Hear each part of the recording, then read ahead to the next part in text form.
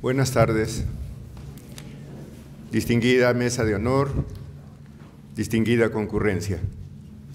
Estamos reunidos para asistir a un acto importante en nuestra casa de estudios.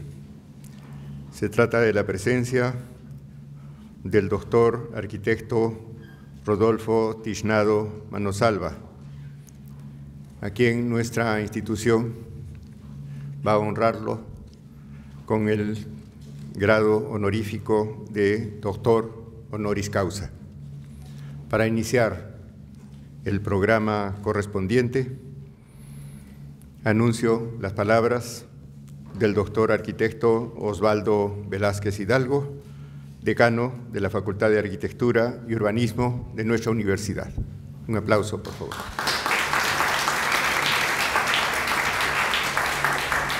Buenos días a todos. Quiero saludar a la mesa de honor, a nuestro vicerrector académico, rector encargado en este momento, José Martínez Yaque. Saludar a nuestro invitado de honor, al arquitecto Rodolfo Tiznado Manosalva, nuestro futuro doctor honoris causa. Saludar al arquitecto Juvenal Baraco Barrios, distinguido docente de la Facultad de Arquitectura y Urbanismo. A Andrés Maldonado, quien es nuestro secretario general. A los distinguidos arquitectos, miembros del Colegio de Arquitectos del Perú, egresados, docentes, algunos docentes que reconozco, docentes míos en la Universidad Nacional de Ingeniería, muchos egresados de la Universidad Nacional de Ingeniería, y a nuestros estudiantes, a quienes también va dirigida esta ceremonia.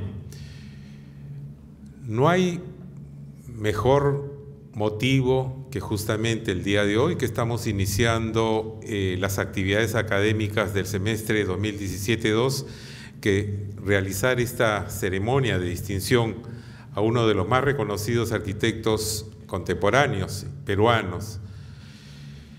Hoy día se inicia el semestre y definitivamente puede ser de repente que tengamos algunos temas que resolver como inicio de clase, pero sin embargo la presencia de los estudiantes es aquello que obviamente a nosotros nos gratifica. Esta distinción, y ya la remembranza la va a hacer el arquitecto Germán Trigoso, quien está también justamente con nosotros en la mesa de honor, quien conoce mucho más a profundidad a Rodolfo Tiznado, y que además conoce su obra a profundidad. Sin embargo, yo puedo indicarle lo siguiente. No me tocó la suerte de compartir aulas con Rodolfo en la Universidad Nacional de Ingeniería, cuando él ya había salido, egresado de las aulas, y que ya tenía un renombre a pesar de ser estudiante, porque prácticamente inmediatamente que egresó de la Universidad Nacional de Ingeniería, se trasladó a Francia y ahí inició una carrera realmente muy fructífera. Yo ingresé unos años después, pero definitivamente el haber estado en estas aulas, como muchos otros docentes, incluido también Juvenal Baraco, que sí permaneció, se quedó en el Perú, y obviamente tuve la suerte incluso de ser su alumno dentro de la Universidad Nacional de Ingeniería. Hay obviamente muchas cosas seguramente que va a comentar el arquitecto Trigoso, pero sin embargo yo en estas palabras sí quiero agradecer a todos ustedes su presencia, el acompañarnos justamente en este acto académico. El Consejo de Facultad aprobó esta distinción el día 10 de este mes. Inmediatamente se hizo la solicitud y la ratificación de la propuesta del Consejo de Facultad de Arquitectura y Urbanismo al Consejo Universitario, y la propuesta fue aprobada el día 15 de este mes. Y obviamente la organización y todo esto, pues obviamente han sido muy pocos días, pero sin embargo, a pesar de eso, pues contamos con una selecta presencia de profesionales y de estudiantes. Entonces, lo que corresponde a mí es saludar a Rodolfo, agradecerle justamente el que haya atendido nuestra solicitud para ser distinguido, agradecerles a todos ustedes por su presencia acá y obviamente tener un marco adecuado para este acto académico y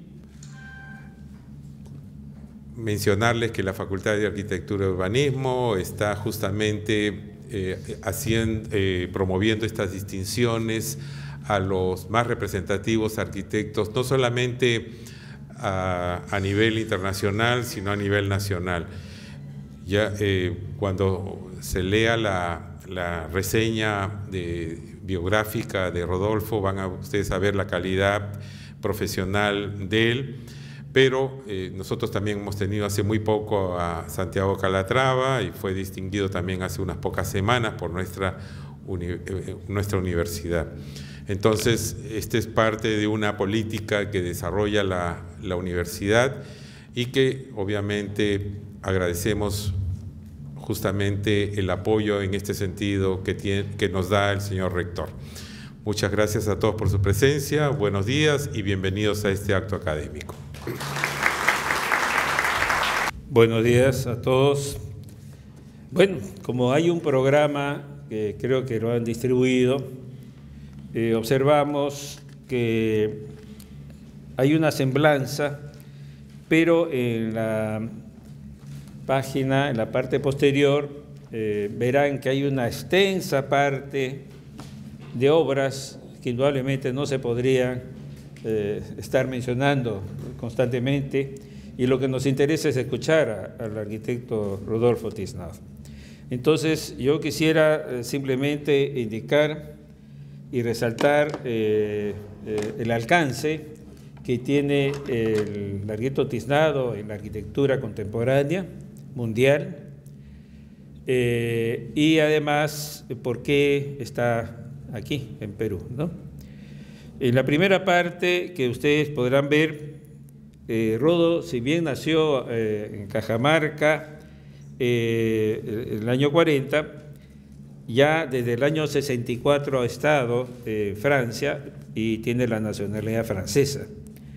Es un arquitecto francés peruano.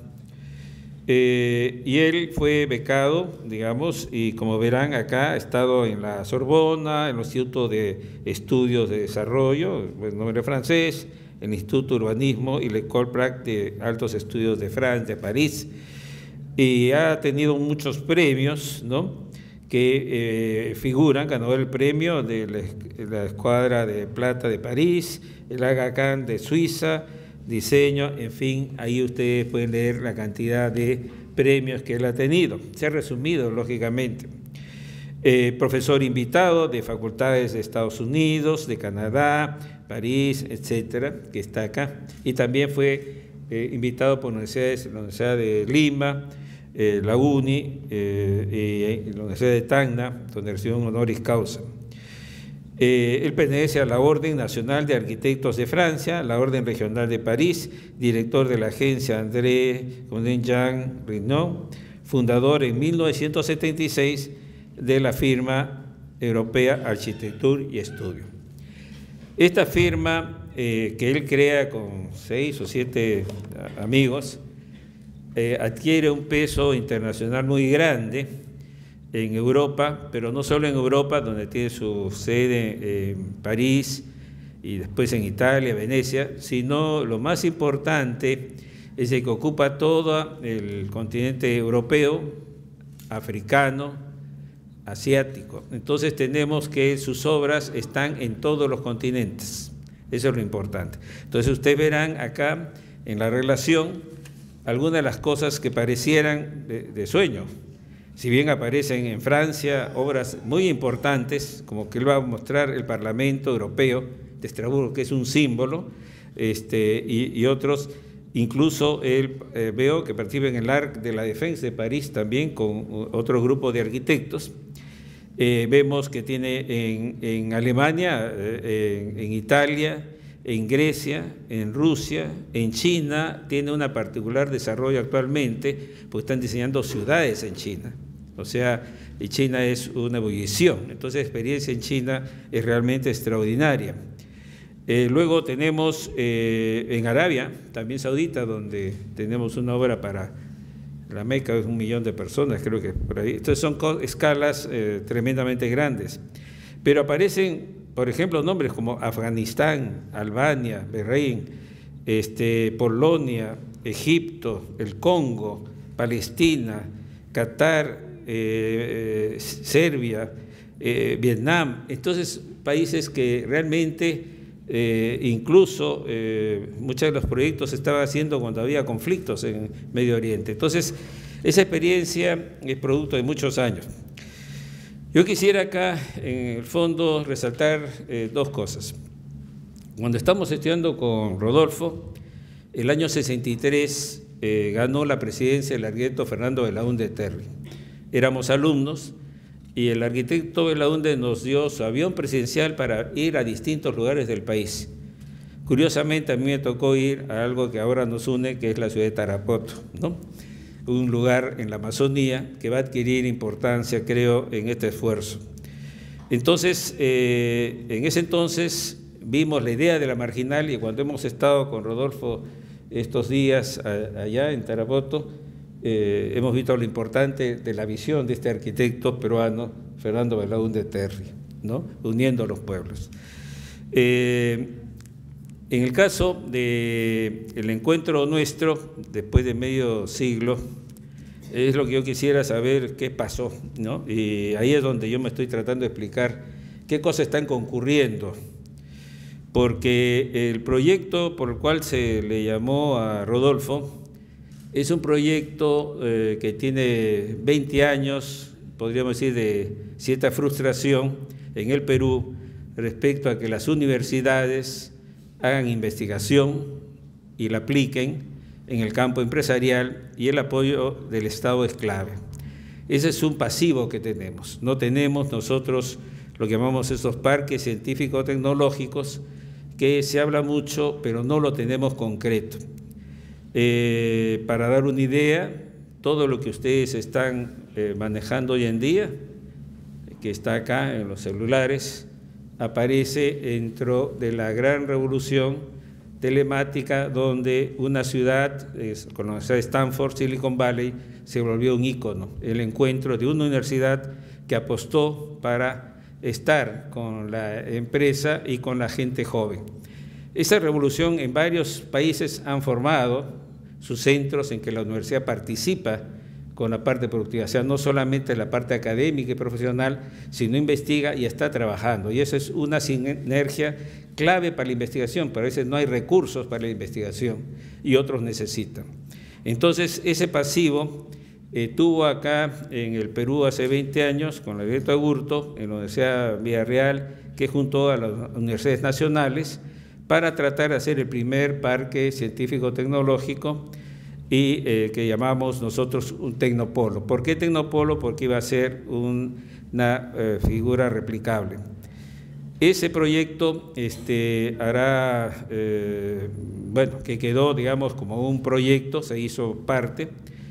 La Universidad de Ricardo Palma hará, bueno, ya 2 años con el rector, se consideró que se podía reactivar para poder ver la posibilidad de resolverlo. Y entonces el 2015 es de que en Tarapoto va al taller 13, al cual pertenezco, ¿no? Fuimos con los estudiantes y bueno, me encuentro con un amigo de 40 años que estaba en la parte del gobierno regional. Se interesaron en el proyecto y se empezó a trabajar. Nos juntamos la gente que 20 años había trabajado, como la gente de la Católica, por eso es que estamos haciendo este trabajo con la Universidad Católica, porque son los que trabajamos hace tiempo. Entonces tenemos muy buenos aliados, gente que se encontró después de varios años, y cuando hablé con Rodolfo, que vino acá, le dije, oye, Rodolfo, mira, hay toda una serie de posibilidades en la cual el ordenamiento territorial y viendo hacia adelante una ciudad que te parece si pueda participar. Bueno, él se animó, vino, ya ha estado en esta última visita. Vamos a ver un poco la escala en la cual se ha movido Rodolfo, ¿no? Él ha estado en Francia y ahí se vio con el canciller Luna cuando fue el presidente, y en una, ahora me estaba enterando, en esta reunión de empresarios que decían que apuestan para el Perú, porque esa fue la visita que hizo. Todas las grandes empresas francesas estaban viendo lo que podían aportar, y dentro de ellos Arquitectura y Estudio ofreció su apoyo. Y ahí es donde Rodolfo tuvo oportunidad de identificarse como peruano y lo comprometieron a que viniera acá al Perú a la Expo Amazónica que se ha realizado del 10 al 13 de agosto. Él fue invitado especial, fue muy reconocido, realmente ha vivido el calor con la cual han visto las perspectivas y hay muchas esperanzas. Ahí se vio un momento con el presidente de la República la escala es la siguiente. Rodolfo ha venido a apoyarnos en este encuentro en que la universidad quiere hacer investigación y desarrollo y queremos formar allí una ciudad del conocimiento. Vamos a hablar en claro, vamos a ver, sería de la Amazonía. O sea, la escala es empezar a trabajar una ciudad modelo de la Amazonía en la cual entren en la modernidad con la ciencia, tecnología, uniendo. Esa es la escala con la cual podemos movernos y vamos a juntar, yo pienso, acá con la Ricardo Palma, a todos los esfuerzos de los arquitectos y que sea nuestro legado al Perú. Bueno, yo simplemente ya quisiera dejar acá, según el programa, para el siguiente aspecto que es la parte protocolar respectiva. Gracias.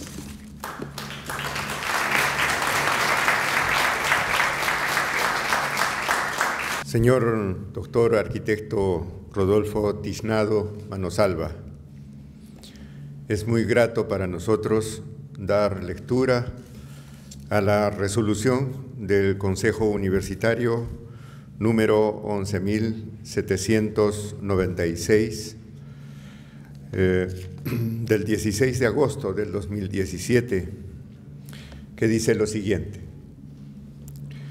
el rector de la Universidad Ricardo Palma y presidente del Consejo Universitario, visto el acuerdo del Consejo de Facultad de Arquitectura y Urbanismo, que eleva ante el rectorado el señor decano, solicitando al señor rector proponga ante el Consejo Universitario se conceda la distinción honorífica de doctor honoris causa de la Universidad Ricardo Palma al arquitecto doctor Rodolfo Tiznado Manosalva, considerando que la Universidad Ricardo Palma tiene entre sus fines contribuir a la formación integral del hombre, la transformación y el desarrollo del país, así como el logro de una sociedad justa, conservando, acrecentando y transmitiendo la cultura universal con sentido crítico y creativo, afirmando preferentemente los valores nacionales y sociales, formando humanistas, científicos y profesionales de alta calidad académica, con pleno sentido de responsabilidad social, de acuerdo a las necesidades del país. Que el arquitecto Rodolfo Tiznado Manosalva estudió arquitectura en la Universidad Nacional de Ingeniería, fue becado por el gobierno francés y obtuvo su doctorado por la Universidad de la Sorbona, Francia. También realizó estudios en el Instituto para el Estudio del Desarrollo Económico y Social, en el Instituto de Urbanismo y en la Escuela Práctica de Altos Estudios de Francia. que en la trayectoria académica y profesional del arquitecto Rodolfo Tiznado Manosalva destaca su desempeño como profesor visitante de la Universidad de Virginia del Norte y de la Universidad de Texas, Estados Unidos de América. Profesor visitante de la Escuela de Arquitectura de Montreal, Canadá. Director de la agencia André Gomis Jean Rognon y fundador de la famosa firma europea Architecture Studio, que agrupa actualmente más de 200 arquitectos con obras en todo el mundo, especialmente en Francia, Italia, China, Arabia, África y Estados Unidos. Asimismo, pertenece a la Orden Nacional de Arquitectos de Francia y a la Orden Regional de París. Que el arquitecto Rodolfo Tiznado Manosalva ha desarrollado más de 250 proyectos arquitectónicos y urbanísticos en varios lugares del mundo, siendo relevantes los siguientes: Embajada de Francia en Mascate, Sultanato de Omán; Universidad de la Ciudadela en Dunkerque, Francia; Iglesia Nuestra Señora del Arco de la Alianza en París; Gran Teatro Nacional en Pekín, China; Parlamento Europeo en Estrasburgo, Francia; sede de la Feria Mundial del 2010 en Shanghái, China; Teatro Nacional de Manama, Reino de Bahrein; reestructuración del Haram en la Mezquita de la Meca, Arabia Saudita; y restauración de la Casa de la Radio en París, Francia. Que el arquitecto Rodolfo Tiznado Manosalva ha ganado premios como la Escuadra de Plata de París, Aga Khan de Suiza, Diseño Shell Prisunik de Francia, Panamericano de Arquitectura, Chaptal de las Bellas Artes, Green Building and City Solutions. En uso de las atribuciones conferidas por la Ley Universitaria número 30-220, el Estatuto Adecuado de la Universidad, y estando a lo acordado por el Consejo Universitario en su sesión de fecha 15 de agosto de 2017, resuelve: artículo único, conferir la distinción honorífica de doctor honoris causa de la Universidad Ricardo Palma al arquitecto Rodolfo Tiznado Manosalva, otorgándole el diploma y la medalla correspondiente para que se le reconozca como tal y se le conceda los privilegios que esta distinción otorga. Regístrese, comuníquese, cúmplase y archívese. Ya. Tengo que agradecer en orden del sistema a Germán Trigoso, que es el que ha creado todo este evento, de haber invitado al señor rector, al vicerrector, a todos los amigos, a la familia. Ahí, sobre todo, me han contado que hoy día es el primer día de clase y los alumnos que son los que están comenzando en el semestre, creo que es el origen más bajo, ¿no? El primer semestre del primer año, algo así. Y que ustedes son los que vienen en la mañana porque se despiertan más temprano que nosotros, ¿no? Y a ellos yo me voy a a dirigir a los jóvenes estudiantes, porque ese es el punto número 4 de lo que es la teoría y la idea fundamental de arquitectura-estudio.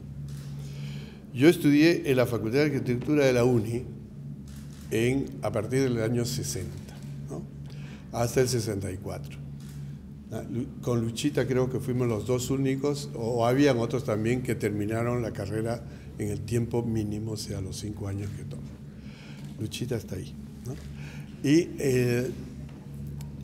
Y inmediatamente fui a continuar mi aprendizaje en Francia. ¿Por qué? Porque en el Perú, en la Facultad de Arquitectura, que casi era la única facultad que existía en esa época, se estudiaba toda la arquitectura como si la arquitectura fuera un sueño que está escrita en los libros, más o menos como si fuera la literatura, ¿no? Porque los literatos, los que leen, los que están, o los que pintan, o los que son artistas, pues los arquitectos son un poco de todo, pero sobre todo son arquitectos. Y los profesores, algunos que tenían las ideas más claras, nos mostraban algunas.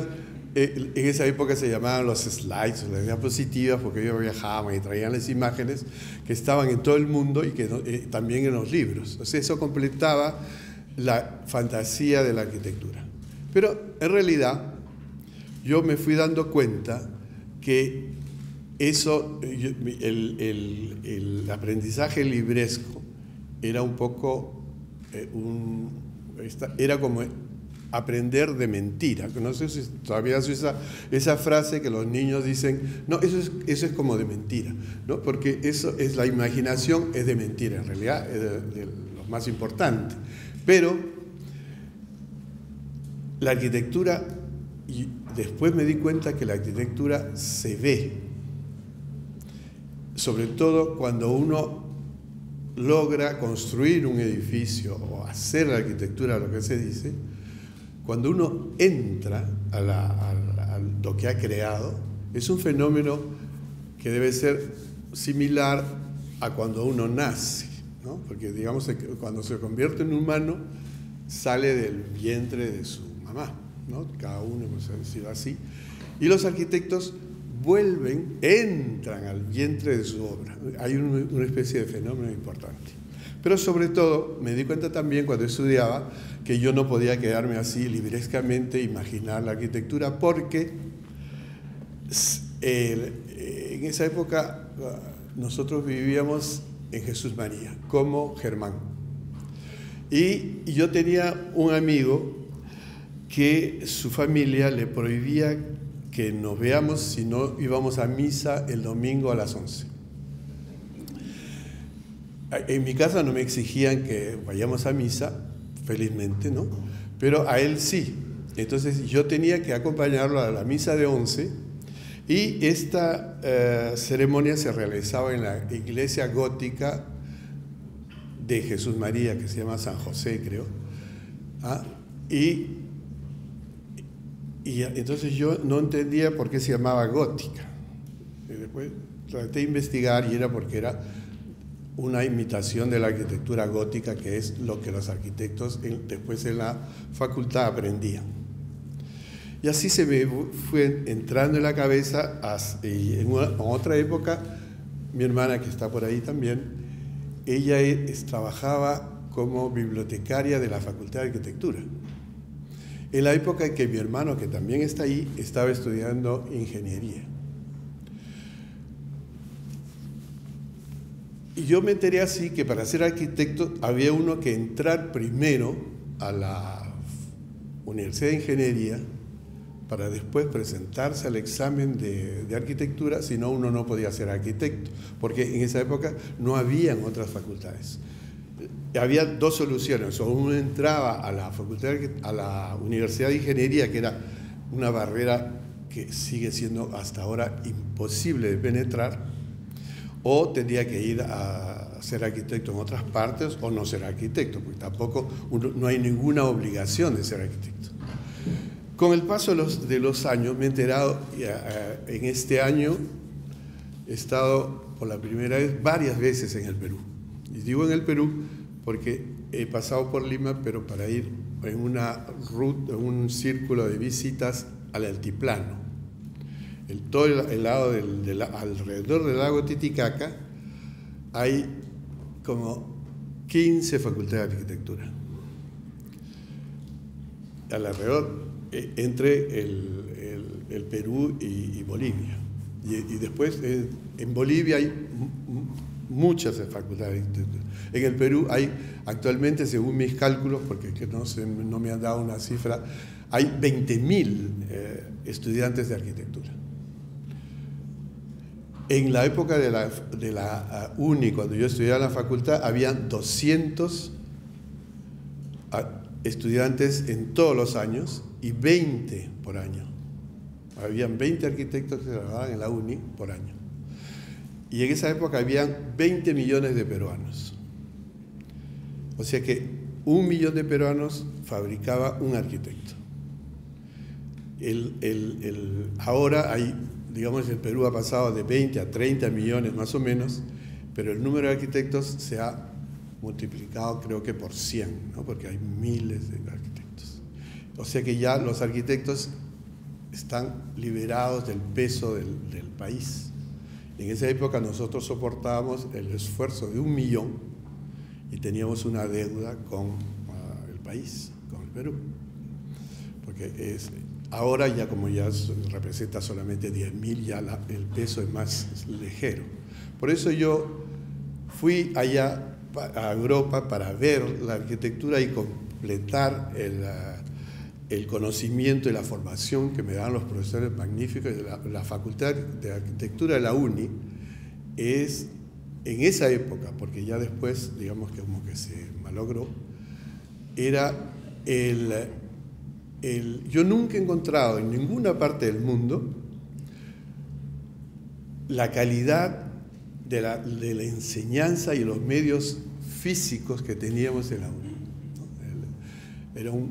Locales, me invitaron por la primera vez, no la universidad, sino los estudiantes de la universidad, ese fue uno de los viajes que he hecho este año, a ayudar a un congreso nacional, internacional, panamericano, creo, de estudiantes, para que yo me haga un taller que duró una semana.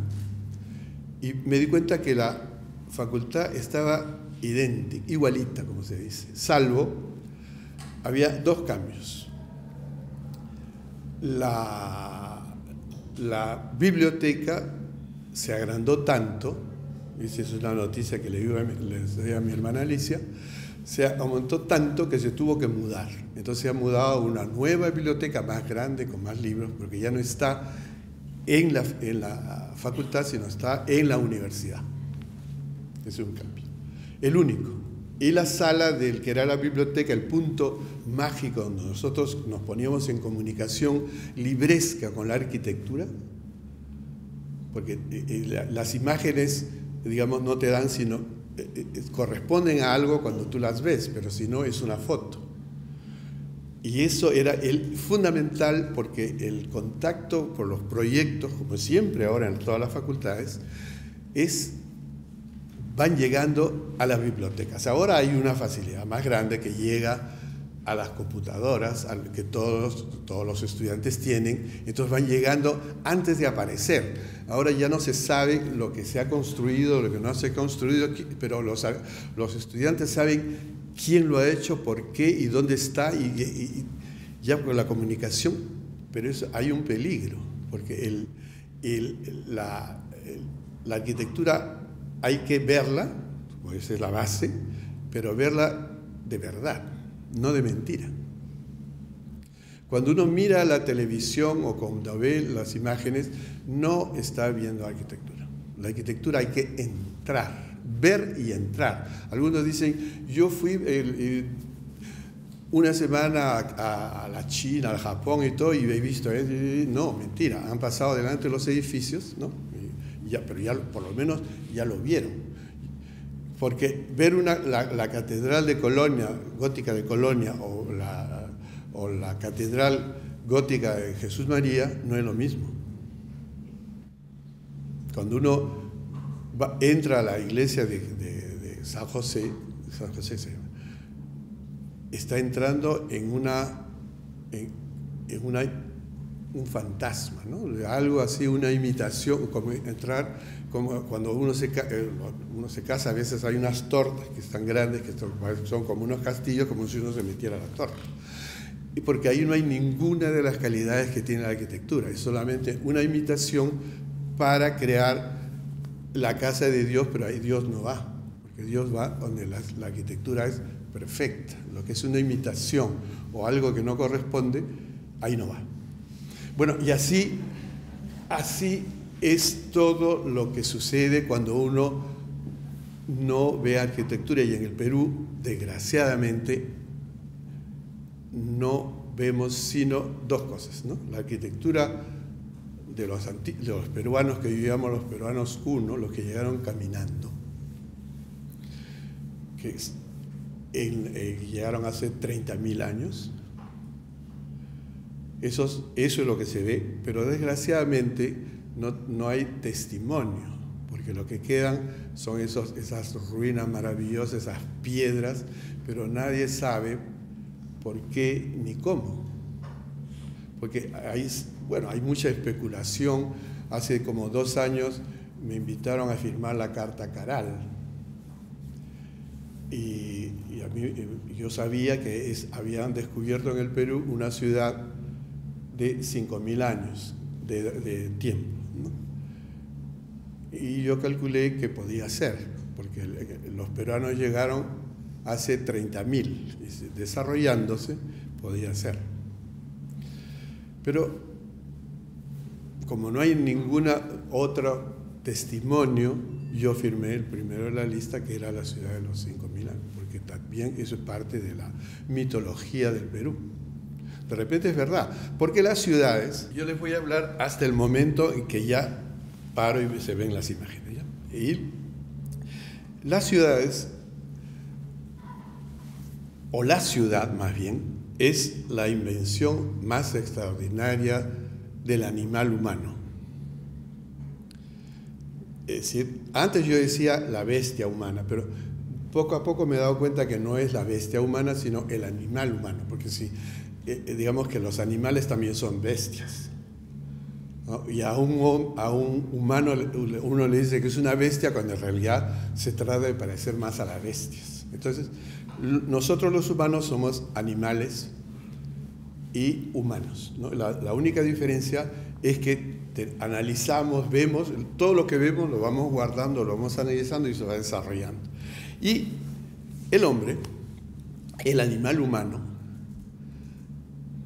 apareció hace varios millones de años, se dice 1,5, 2, 3, hace como 6 meses se ganó algo así como 100.000 años, porque con el carbono, con los restos, pero todos salimos, nosotros no, pero los primeros, del África Central. Ahora hay se dice que es en el este o en el oeste, pero en todas maneras fue en el África.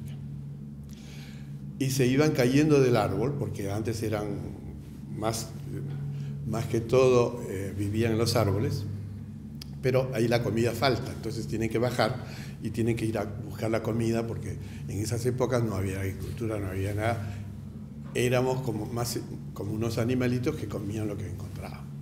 Pero ya cuando se transformaron en humano-humano, comenzaron a irse a buscar la comida, y como no fabricaban, se iban alejando y alejando, y así durante muchos, no solamente siglos, sino miles de años. Y llegaron a todo el planeta, a todos los continentes. Y un día, y eso mucho más cerca, porque llegar caminando de acá a Lima es difícil, venir desde el centro de África hasta Caral, eso toma miles de años, porque en esas épocas los humanos vivían en tribus, ¿no? Eso, una tribu es lo mismo que un, ¿cómo se llama cuando son los animales? Un rebaño, ¿no? Cuando son animales se dice rebaño, y cuando es humano se dice tribu, pero es lo mismo. Y iban errando, hasta que se dieron cuenta en un momento, hace 10.000 años, que lo mejor era asociarse y inventar una forma de reunirse para progresar. Y eso es lo que se llama la ciudad. En la ciudad, el animal humano se pone en comunicación con los otros y van construyendo el saber, las experiencias, todo. Por ejemplo, hace como 10, 20.000 años, a alguien se le ocurrió que había que tener signos, que la escritura, que había que memorizar todo, y se lo contó al otro, y ahí se fue inventando la escritura, y entonces una vez que inventó la escritura, se pasó a otra ciudad, pero para eso tiene que estar el hombre en comunicación, tiene que abandonar lo que se llama el campo, porque si uno está en el campo, y eso por ejemplo, he estado la semana pasada, como dijo Germán, en Tarapoto. Ahí la gente está en el campo. Entonces hay que crear la ciudad de Tarapoto para que venga a la ciudad, para que tenga los hospitales. Mis hermanos me han contado ayer que cuando yo era muy niño, nosotros vivimos en Hualgayoc. Ahí es donde hemos nacido, ahí es donde he nacido yo. Yo conozco Hualgayoc porque lo visité un día cuando tenía 18 años, o sea, en 1958. Porque es fácil, yo nací, soy un dragón como Juvenal, ¿no? Los dragones tenemos la facilidad que hemos nacido en un momento clave, porque eso se repite. Entonces el año 40 es el año de los dragones de nuestra época. Si hay otro dragón, o ya se murió porque ya es muy viejo, o es muy joven, y como los chinos que cuentan en dragones. Entonces tú tienes 2 dragones o un dragón más, que es el signo de distintivo. Y yo cuando a los 18 años, o sea, en el 58, mi mamá me dijo, tú tienes que conocer el lugar en que naciste. Eso me pareció una buena idea. Lo que yo no sabía, no me imaginaba cómo era el pueblo en el que habíamos nacido, es una maravilla, pero es una maravilla que está... Y anteayer, porque estoy relajado con mis hermanos, mi hermano Gilberto, que está ahí, me contó que en un momento me enfermé. Lógico, cuando uno se enferma en el campo, entonces pues si uno... En Tarapoto dice que tienen 1.500 plantas medicinales, entonces que ahí es el paraíso para curarse. Pero si tienen 1.500 plantas medicinales y un médico, no funciona. Lo mejor es reunirse en una ciudad, tener un hospital, una iglesia, un colegio, o una universidad como aquí. Si ustedes se imaginan, sobre todo los alumnos, y ya voy a parar porque ya se están aburriendo, ¿no? Y eso es lo fundamental, reunirnos en las ciudades, abandonar el campo, y el campo se cultiva solo. En la China, los chinos tienen que abandonar el campo a una frecuencia de 30 millones de chinos por año. Es decir, es como si el Perú, los chinos tuvieran que hacerlo cada año. Todas las casas, todos los hospitales, todos los ministerios, no los ministerios, porque no hay un gobierno muy fuerte que es central, y los colegios, todo, los museos, porque tienen que recuperar las poblaciones que están desde hace... la cultura china tiene 5.000 años. O sea, hace muchísimos años que ahora ya se están convirtiendo. Eso es lo que crea el crecimiento, porque se imaginan si tienen que construir.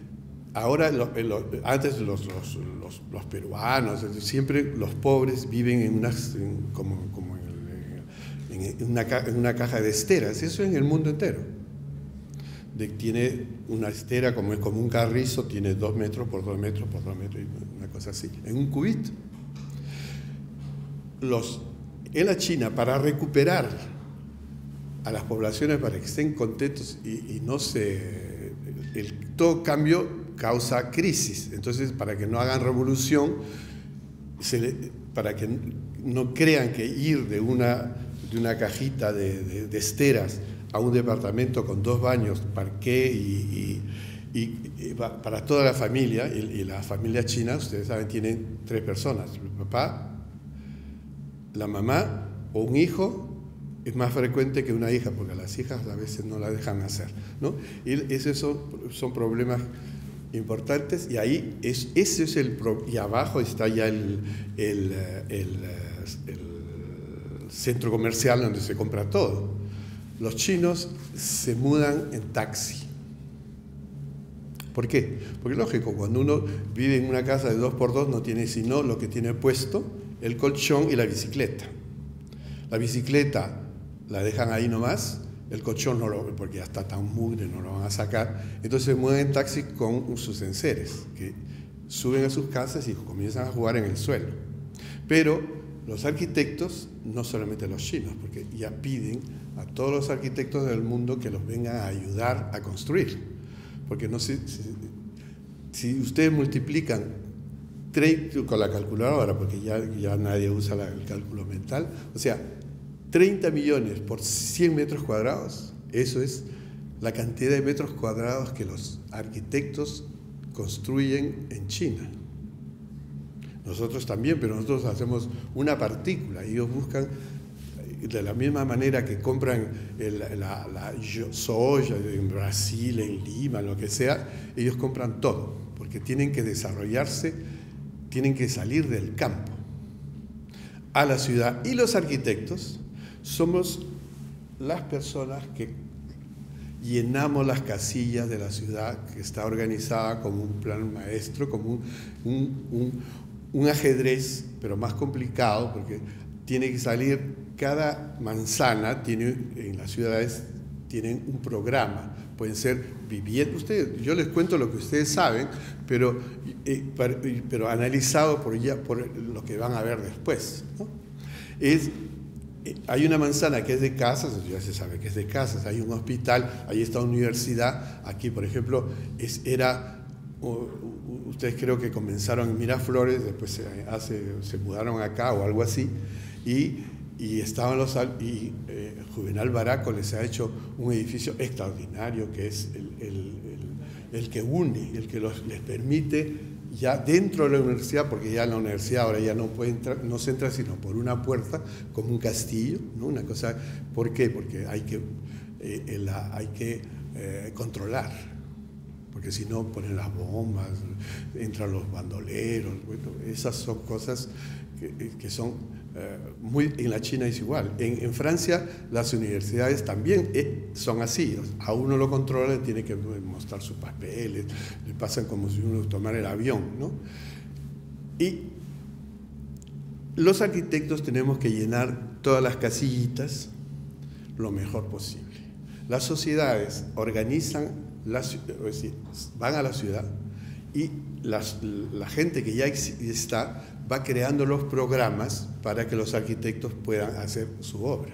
Y tienen que también buscar el dinero, porque los arquitectos hacemos nuestro trabajo con el esfuerzo de los demás. Es igual que cuando yo decía que 1 millón de peruanos fabricaban un arquitecto. Después ya hay los arquitectos que se fabrican ahora, hay de 2 tipos, los que son el esfuerzo peruano y los otros que son el esfuerzo de la familia, que no es el mismo. Cuando nosotros éramos alumnos en la uni, el esfuerzo era estudiar para pasar el examen.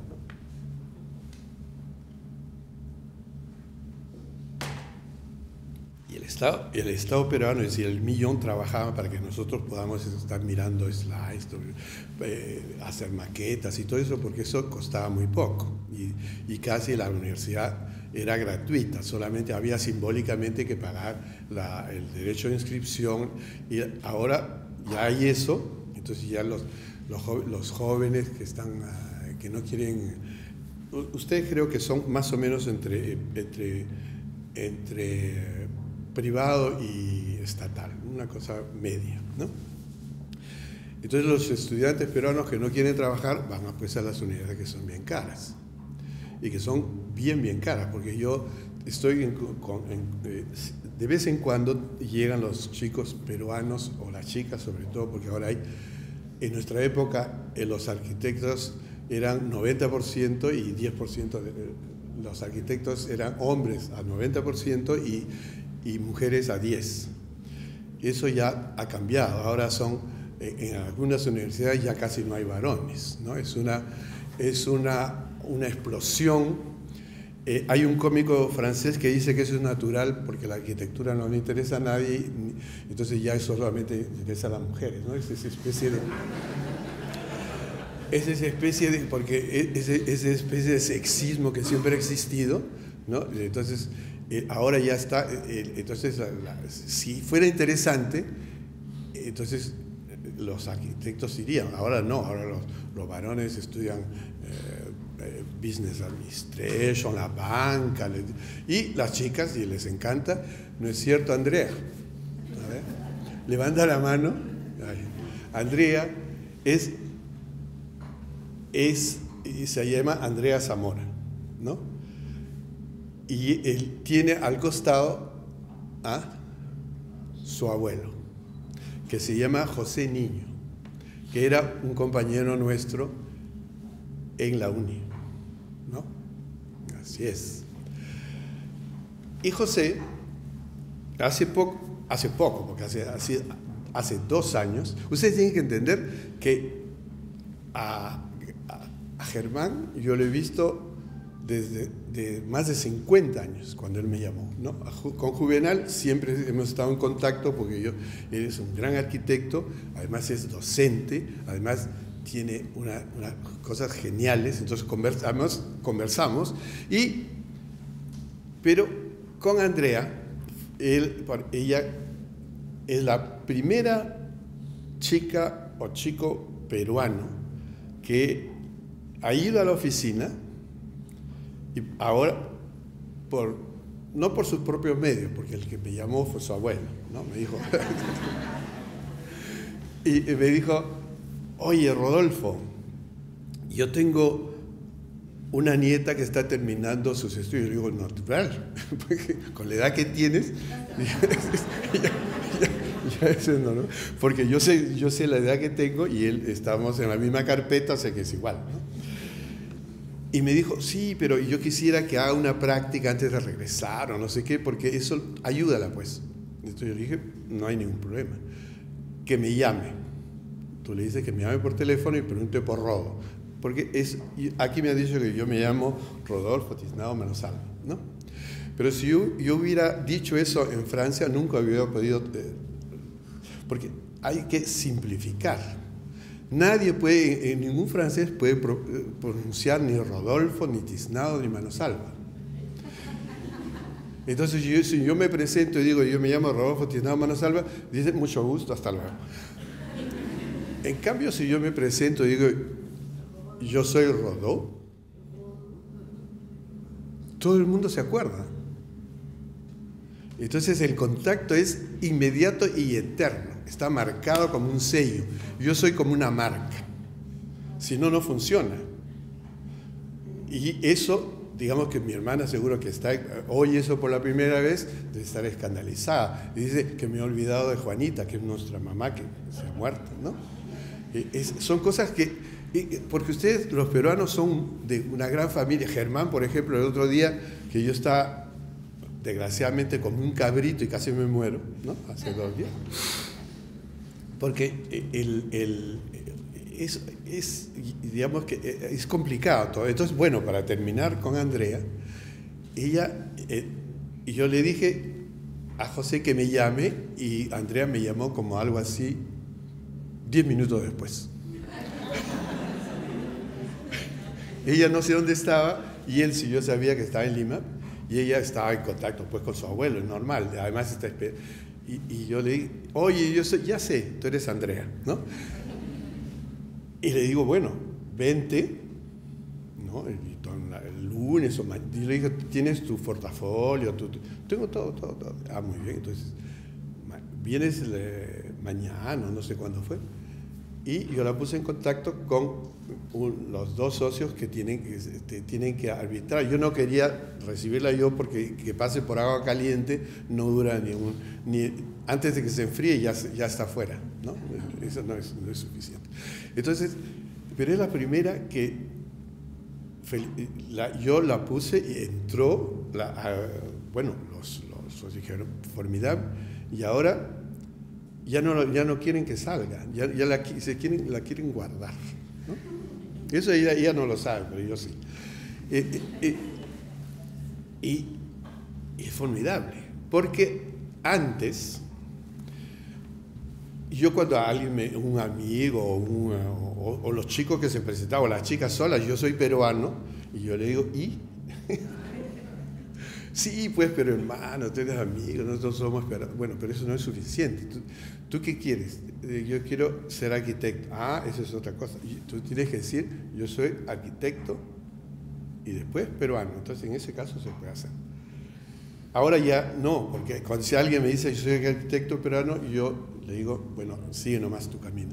¿Por qué? Porque los peruanos son más que todo familias, ¿no? Entonces, dejan todo por estar con su mamá, con sus tíos, y yo los he hecho entrar a la oficina y de repente me dicen, arquitecto, mi hermano se casa y yo tengo que ir, pues no lo puedo... bueno, entonces le digo, ¿qué vas? Pues entonces cuando tengas tus vacaciones, porque son empleados de la firma, ¿no? La oficina es una empresa, no es un club. Entonces, cuando tengas tus vacaciones, no, pues si se casa la semana próxima, ¿y cuándo te vas? Tengo que ir mañana. Bueno, entonces ya no le digas a nadie, te vas mañana y regresas dentro de 2 días. No, pues arquitecto, yo tengo que estar con ellos por lo menos 6 meses.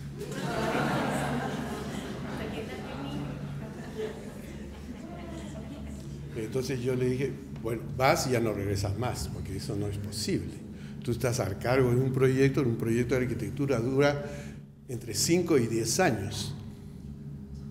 Entonces tú no puedes decir, ese es uno de los casos. El otro es, y era mi mamá, y la llevas pues a la Torre Eiffel. No, pues arquitecto, tengo que darle la vuelta a Europa.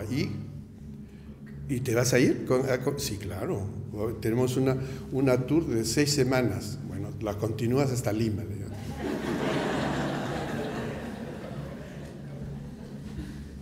Y eso se lo cuento a ustedes, nunca lo he contado así, pero más o menos, ¿no? Para que mi hermana que está ahí entienda.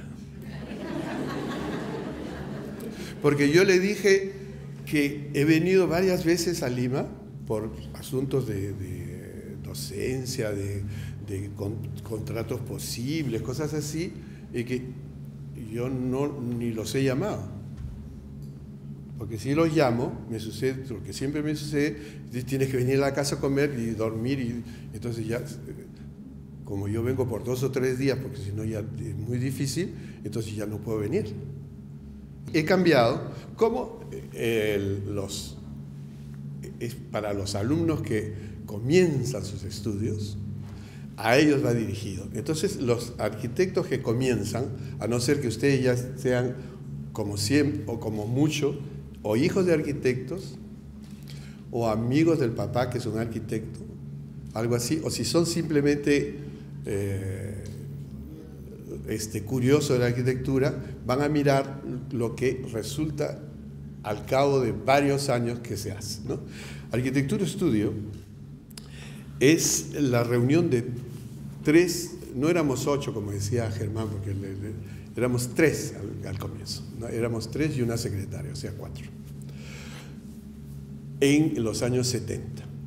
Y poco a poco nos reunimos antes de asociarnos para saber qué podíamos hacer en la arquitectura. Habíamos comprendido que la arquitectura es una cosa muy difícil, entonces mejor es juntar las cabecitas, para que el que sabe una parte de la arquitectura mejor que el otro se van asociando, pero basado en que cada socio y cada miembro, no cada miembro, sino cada socio de la arquitectura estudio tiene que ser un arquitecto completo.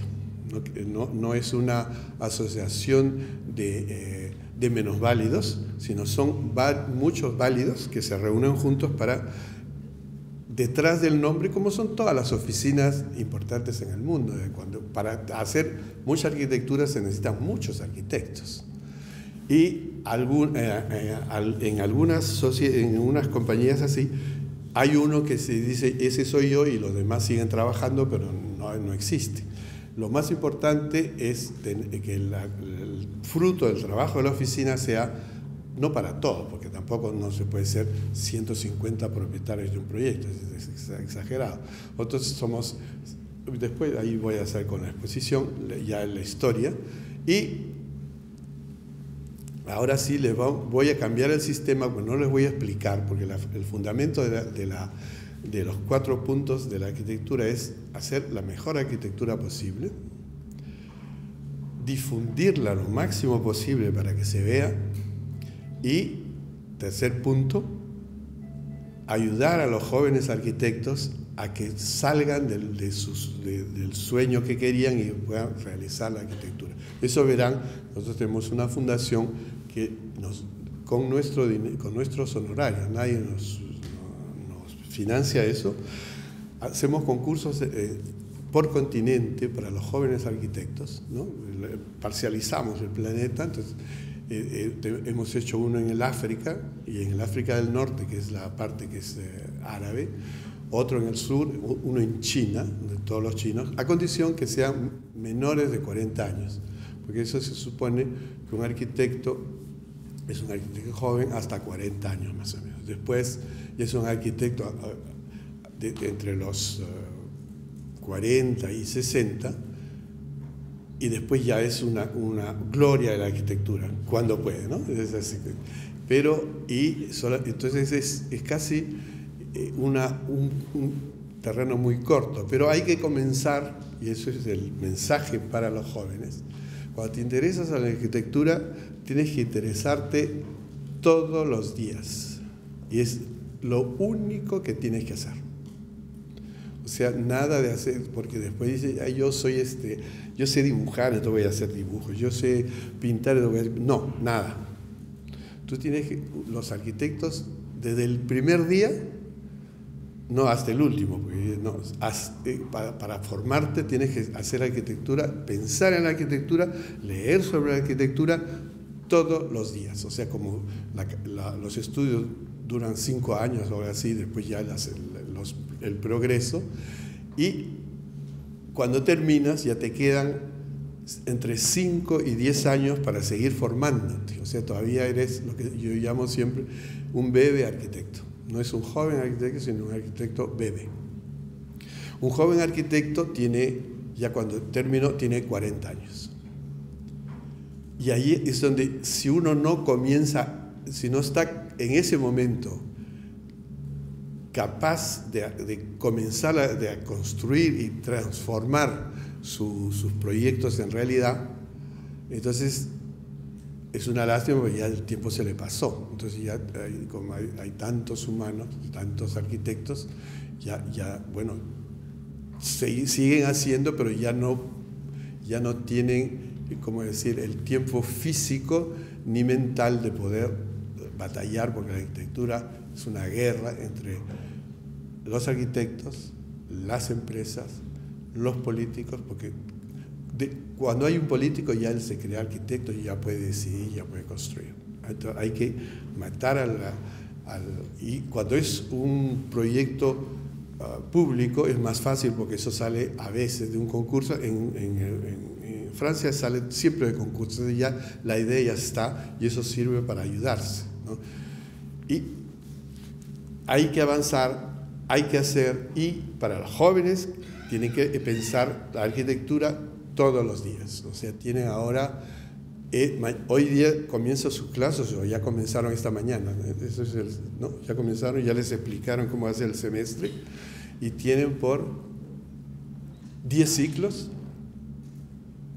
todos los días.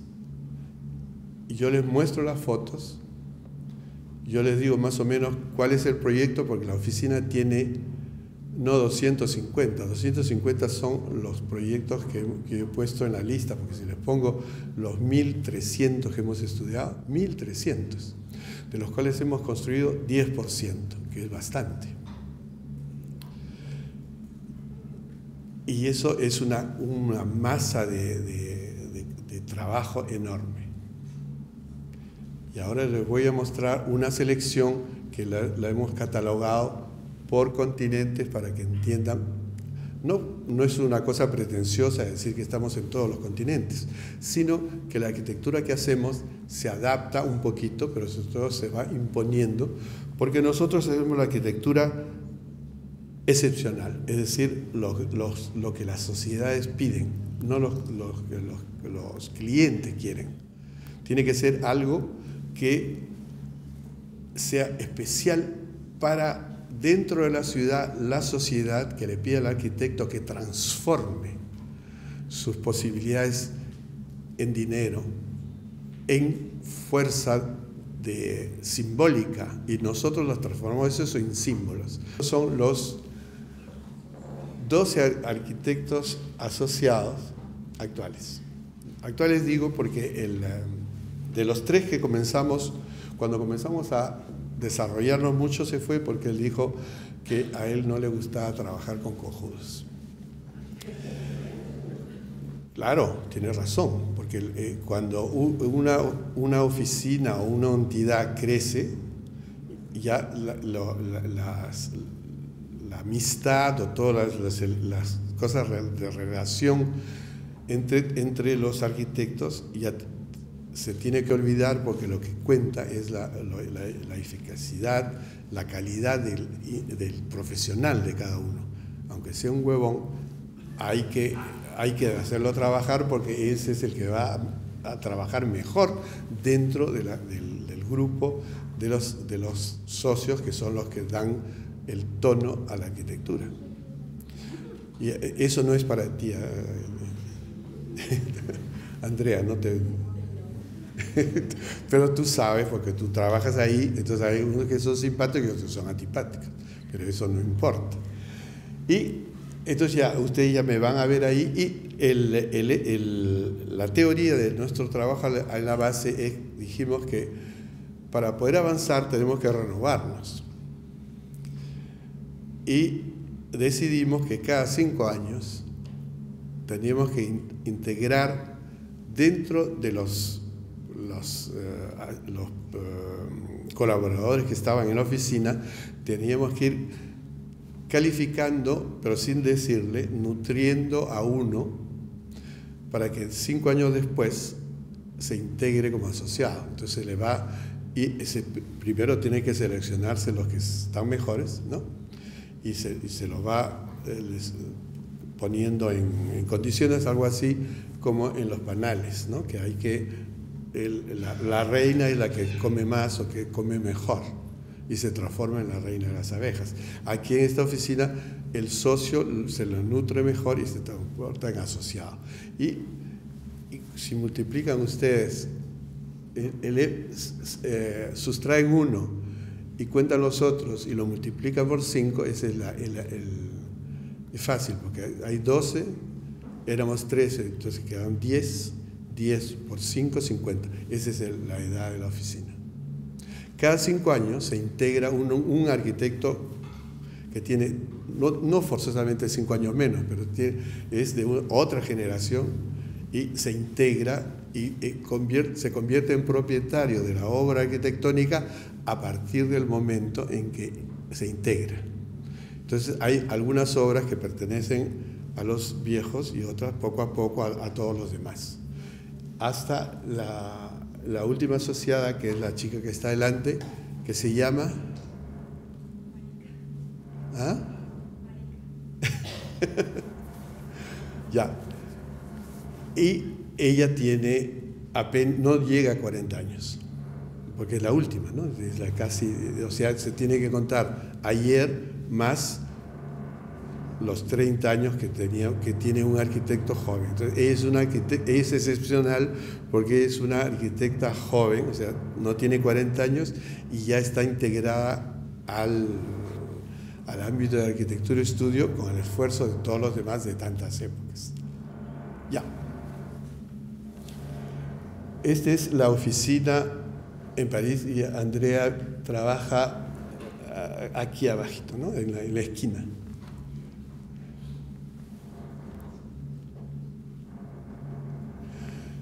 Otra. Esta es la oficina en Pekín.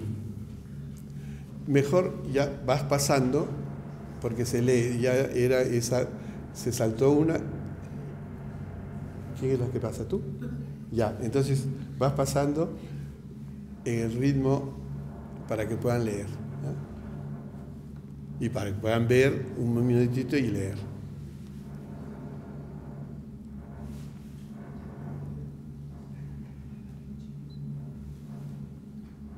Y después, al fin, preguntan. Porque eso es, si yo tengo, cuando elijan un edificio, y yo después, yo se lo explico, pero si comienzo a explicar edificio por edificio, obra por, entonces estamos hasta mañana, ¿no? Una vez, yo di una conferencia que duró, creo que 7 horas.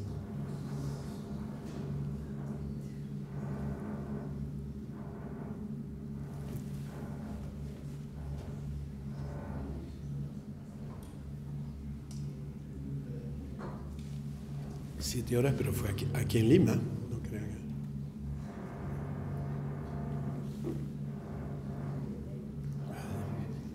Y lean los que se sientan atrás no llegan a leer, es culpa de ustedes. Hay que sentarse adelante, porque lo que interesa son las imágenes. Acuérdense del nombre, se lo pasan a Amy que lo busca.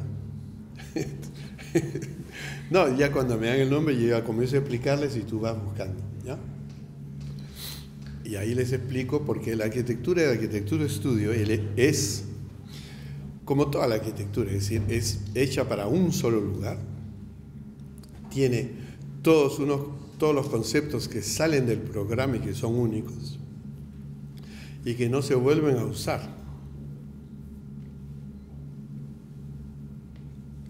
Entonces cada edificio que hacemos tiene que estar repensado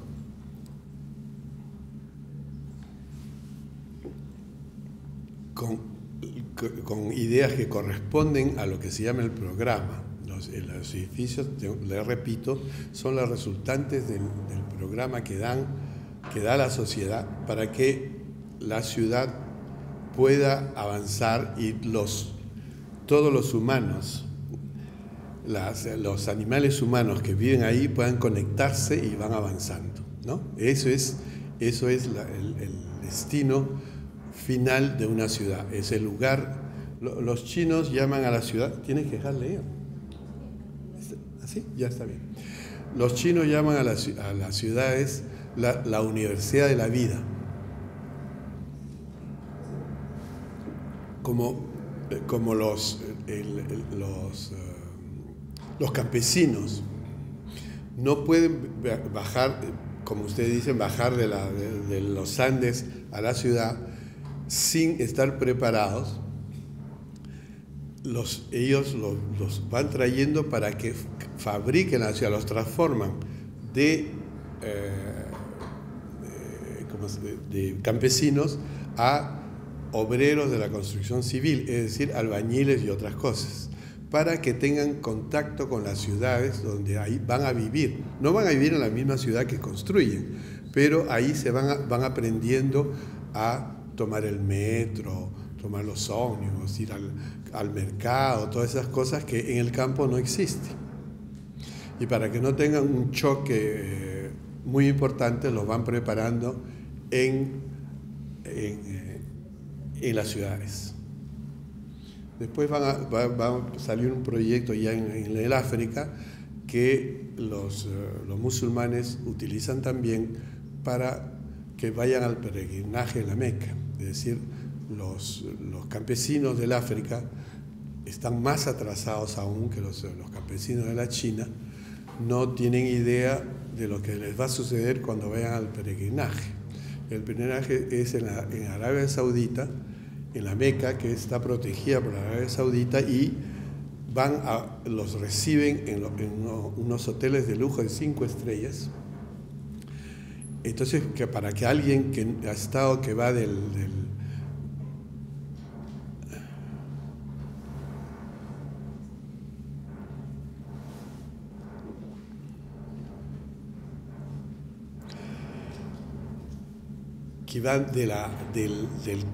campo a la ciudad, hay que entrenarlo, porque si no es un choque total cómo se usa el ascensor, cómo se usa la cama, cómo se usan los servicios higiénicos, la cocina, todas esas cosas, ¿no? Esos son fenómenos, eso también es la escuela de la vida. Y eso es el punto en que los peruanos siguen llegando, ¿no? Porque no han terminado de caminar algunos, ¿no? Los otros que llegaron, que son los peruanos que llegaron en carabela, eso es lo que llegamos, los peruanos 2, son los que nos han dado ya todo lo que no teníamos, es decir, la lengua, la historia, leer, escribir, comunicarnos, ¿no? Así, eso sucedió porque llegaron después. Ellos sí, antes de llegar, se comunicaron y iban aprendiendo las otras cosas que no pudieron desarrollar.